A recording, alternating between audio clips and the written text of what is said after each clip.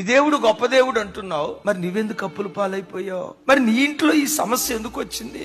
నీ దేవుడు గొప్ప దేవుడు అంటున్నావు, మరి నీ కుటుంబంలో ఎందుకు ఈ అసమాధానం, ఎందుకు ఈ అనారోగ్య పరిస్థితి? ఈ మాటలన్నీ వింటున్నప్పుడు, దేవా నాకు కలిగిన శ్రమను బట్టి నాకు అంత బాధ కలగట్లేదు, కానీ నీ నామాన్ని దూషిస్తా ఉంటే, నీ నామాన్ని గురించి ఎగతాళిగా మాట్లాడుతూ ఉంటే, నీ నామాన్ని అపహాస్యం చేస్తూ అన్యజనులు అవమానకరంగా మాట్లాడుతూ ఉంటే నా గుండె పగిలిపోతుందయ్యా.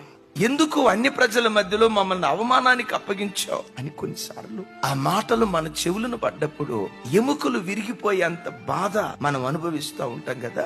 సంఘంతో లైవ్ లో వాక్యం వింటున్న ప్రతి ప్రజతో నా దేవుడు చేస్తున్న సత్య ప్రమాణం, ఇక మీదట అన్య ప్రజలు ఏమనబోతున్నారో తెలుసా? నిజమేరా, వాళ్ళు ఆరాధించే దేవుడు ఆ ప్రజలను తలగానే నిలవబెట్టే దేవుడురా.